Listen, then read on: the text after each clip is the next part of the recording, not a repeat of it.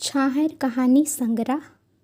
इस कहानी के जो लेखक हैं चित्तरंजन महतो चित्रा हैं। इनका जन्म 1946 ईस्वी में हुआ और इसमें टोटल 10 कहानी है।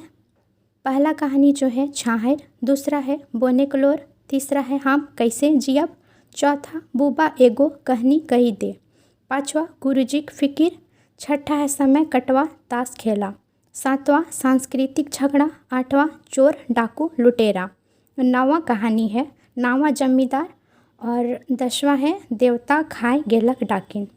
तो आज छाहर कहानी संग्रह का पहला कहानी पढ़ेंगे छाहर, और इस कहानी के जो लेखक है चित्तरंजन महतो चित्रा।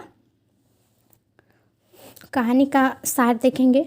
रोहन और सोहन दुगो मजूर हला। रोहन और सोहन दोनों ही मजदूर थे।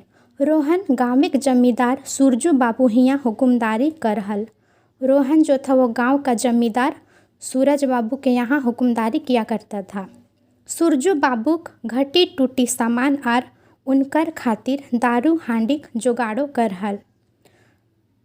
रोहन जो था सूरज बाबू के यहाँ जो भी सामान घटा हुआ था उसका खातिरदारी और हाड़ी का जुगाड़ करता था। संगे संगे ओहो पी लेहल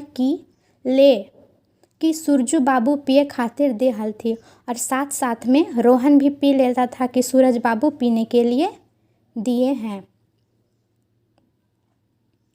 मेनिक रोहन घनगर गाछेक छाहर तर रहल। रोहन जो था वो घनगर पेड़ के छाया के नीचे रहता था। दोसर बाटे मोहन आपन घारे काम काज करे और मजूरियों करहल।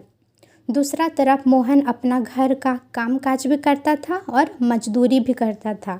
वो गाँव के गुरुजी देवा चौधरी के हियाँ बेसी आवाजाही बैठन उठन कर से दारू मोद कोनो नहीं जाने।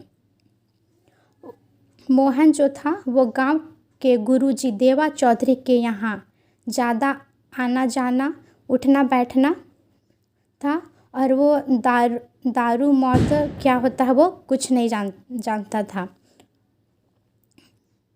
और संगे संगे सभी छुआ पुता के पढ़ाइबो करे और साथ साथ में अपना सभी बाल बच्चा को पढ़ाता भी था। गाँव के जदियो रोहन मोहन ले कटी टनक लोग हल। गांव में रोहन मोहन जैसे कटी टनक लोग हैं, मकिन दारू हांडिक चलते खटगल जा हल। लेकिन रोहन जो था वो दारू हांडी के चलते और गरीब होता गया और मोहन चिकनाइल जा हल। और मोहन जो था वो दारू हांडी ये सब कुछ नहीं पीता था, तो वो और अमीर होते जा रहा था।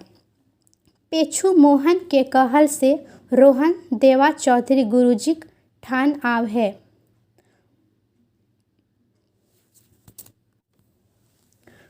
मोहन के कहने से रोहन देवा चौधरी गुरुजी के पास ले आता है।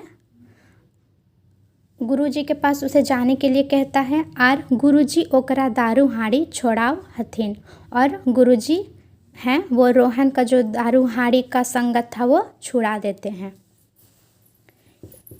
इस संकलन की यह प्रथम कहानी है। इस कहानी में संगत से गुण आवत है, संगत से गुण जात है। कहावत को चरितार्थ किया गया है। छाहर संगति का प्रतीक है। कहानी यो है कि रोहन और मोहन दोनों मजदूर थे। यद्यपि दोनों मजदूरी ही करते थे, परंतु रोहन की आर्थिक दशा मोहन की तुलना में ठीक थी। मजदूरी के अतिरिक्त रोहन गांव के जमींदार सूरज बाबू, उनका नाम सूर्य नारायण चौधरी भी था, और उनके पिता बिरजू चौधरी की तीमारदारी सेवा भी किया करता। सूरज बाबू को दारू पीने की और अय्यासी करने की बुरी आदत थी। उनकी संगति में रहकर रोहन को भी दारू पीने की लत लग गई। रोहन सूरज बाबू के हुक्म पालन में ही जुटा रहता और उसे अपने बाल बच्चों को पढ़ाने लिखाने की चिंता बिल्कुल नहीं थी। बुरी लत के कारण उसकी दशा बिगड़ती गई। दूसरी ओर मोहन का उठना बैठना गांव के गुरुजी देवनारायण के यहाँ हुआ करता। गुरुजी गांव के एक भले सज्जन थे, अतः मोहन में भी गुरुजी की संगति के कारण अच्छे गुण विकसित होने लगे। वह अपने बाल बच्चों को पढ़ाने लिखाने लगा। मोहन की अच्छी स्थिति को देखकर रोहन इसका राज पूछता है, तो मोहन रोहन को गुरुजी के यहाँ ले जाता है। गुरुजी उसे शराब आदि बुरी आदतों को छुड़ाने की बात कहते हैं और वह भी गुरुजी की संगत करने लगता है।